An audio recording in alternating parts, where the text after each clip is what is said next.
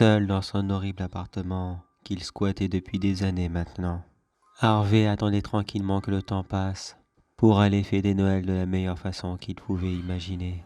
Passer la nuit dans son hôtel préféré et qui ne posait jamais de questions quand il payait la chambre, avec comme compagnie ses prostituées préférées qu'il aimait tant. Il faut dire qu'elles sont les seules femmes qui lui ont donné autre chose que de la souffrance et du chagrin depuis qu'il est venu au monde.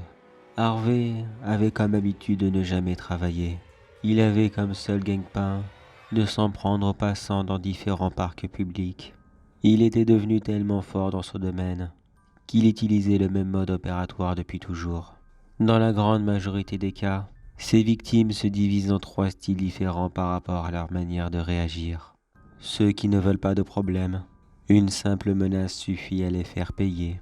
Parfois, quelques-uns ne veulent pas se laisser faire et répliquent, mais Harvey avait tellement l'habitude de se battre que leur courage partait très vite avec quelques coups de poing bien placés. Mais il y avait aussi les vraiment bornés, comme il les appelle lui-même. Ils sont prêts à tout pour ne pas se laisser faire voler, et Harvey n'a pas vraiment le choix avec eux. Il leur donne plusieurs coups de couteau pour s'en débarrasser, même si tuer a toujours été contraignant pour la suite de ses soirées. Harvey n'a jamais caché le grand plaisir qu'il ressentait quand il avait la chance de pouvoir faire couler le sang. Pour lui, ces 2 journées de repos étaient d'un ennui mortel. Il aurait tué n'importe qui pour avoir juste un petit quelque chose à faire. Mais pas de chance pour lui, même les livreurs ne passent plus dans sa rue. Plus personne depuis que plusieurs livreurs ont mystérieusement disparu, et précisément dans cette rue. Bien sûr, Harvey savait où les trouver, vu qu'il les avait lui-même enterrés dans le sous-sol de son squat. Mais pris d'une grande impatience, il choisit d'aller à sa soirée avec 2 heures d'avance. Il avait rendez-vous à 23 heures devant la gare de la ville. Il se dit que dans le pire des cas, il aura peut-être la chance de croiser une nouvelle dame qu'il pourra rajouter à la fête. Il se leva de son canapé sale, qui était l'un des rares meubles présents dans son salon.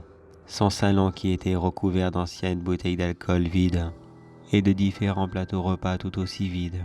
Mais il eut juste le temps de faire 2 pas en avant qu'il entendit une voix venant de derrière lui. Tu vis toujours dans la même merde à ce que je vois. Son cœur ne fit qu'un tour dans sa poitrine quand il l'entendit. Ce n'était pas le fait que quelqu'un se trouve juste derrière lui et assis dans le même canapé qu'il occupait depuis plusieurs heures maintenant qui le dérangeait le plus, mais plutôt que cette voix, il la connaissait très bien. C'était celle de son vieil ami Lionel, qu'il n'avait pas revu depuis plus de 2 ans. La raison de cette distance est simple. Lionel est mort il y a 2 ans maintenant. Allons, tu ne me réponds pas? N'es-tu pas ravi de me revoir? Harvey ne voulait pas se laisser impressionner par quelqu'un qui imitait à la perfection la voix de son défunt ami. Il se retourna donc et fut choqué de s'apercevoir qu'il s'agissait bien de lui. Le détail qui ne pouvait pas tromper était le couteau planté dans le torse de Lionel et qui avait été la cause de sa mort prématurée. Mais pour le reste, il n'avait rien changé. Un grand brun avec son menton en cuir et ses lunettes qui lui donnaient un air d'intello borné. Un style qui l'avait aidé à se glisser dans la peau d'un personnage de confiance et qui lui avait permis de se jouer de plusieurs personnes. Du moins, jusqu'au soir où dans une boîte de nuit, le directeur avait vu clair dans son jeu et l'avait fait mettre dehors avec un petit souvenir planté dans son torse. Allez, ne reste pas planté là comme un idiot, viens t'asseoir à côté de moi.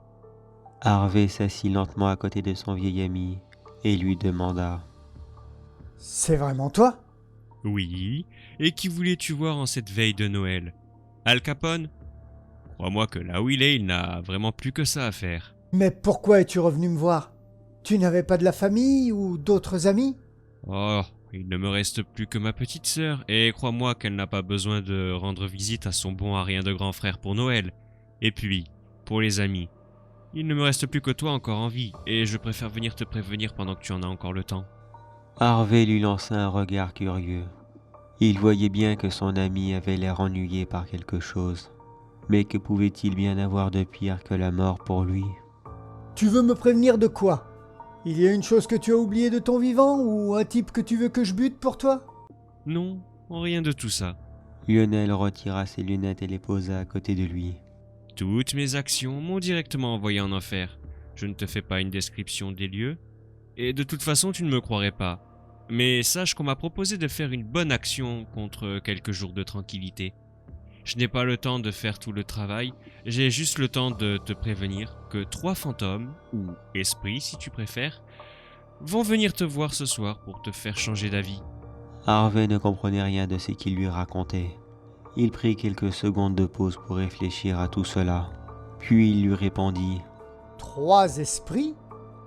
Tu veux dire Casper et ses oncles idiots? Reste un peu sérieux, bordel, je te parle de vrais fantômes qui vont venir t'aider, du moins, si cela est encore possible.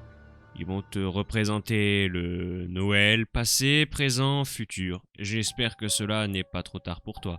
Harvey se leva rapidement de son canapé et fit quelques pas dans son salon, afin de l'aider à réfléchir sur la situation. Il passa rapidement ses mains dans ses cheveux et regarda de nouveau Lionel. Pourquoi me fais-tu ça? Je n'ai vraiment pas besoin de ce genre de visite et surtout pas avant une très belle soirée. Mais j'y pense. Il va leur falloir combien de temps à tes copains pour faire leur cirque? Plutôt toute la nuit. Si tu avais des projets pour ce soir, tu devrais les annuler. Et de toute façon, tu risques de passer la meilleure ou la pire soirée de toute ta vie. Cela ne vaut-il pas le coup? Harvey prit plusieurs minutes pour y réfléchir, et finalement, il allait faire confiance à son vieil ami pour la dernière fois. D'accord, je marche. Je t'ai fait confiance la dernière fois que nous nous sommes vus et je ne l'ai jamais regretté pour moi. Mais pour toi, Pas de problème, mon vieil ami, pas de problème. De toute façon, j'en avais marre de cette vie de merde. Bon, il est maintenant temps pour moi de partir. Reste bien chez toi. Le premier esprit viendra te chercher dans une petite heure. Lionel se leva du canapé et lui fit un signe de la main pour lui dire au revoir. on se reverra? Là où je retourne, j'espère ne jamais te revoir, mon ami. Adieu. Il disparut lentement devant Harvey, qui ressentit une grande tristesse devant ce triste spectacle. La dernière fois qu'il avait ressenti ça, c'était le jour de la mort de Lionel. Mais à la différence cette fois-ci, il eut le temps de lui dire au revoir. Il passa le reste de l'heure à tourner en rond, partagé entre les sentiments de curiosité et de peur. Il n'arrêtait pas de se demander à quoi pouvaient bien ressembler ces 3 esprits, et surtout qu'est-ce qu'ils allaient bien lui faire. À plusieurs reprises, il se retenait pour ne pas prendre ses jambes à son cou et partir loin d'ici. Mais pas question pour lui de décevoir Lionel une nouvelle fois. Il s'assit lourdement dans son canapé et attendit là tranquillement que le reste de l'heure passe. Puis il se dit à voix haute. Si le premier esprit est celui du passé, alors je n'ai pas le choix. Je vais sûrement faire face une fois de plus à cette horrible nuit. Mais une petite voix sortie de nulle part lui répondit. Ça ne dépendra que de toi.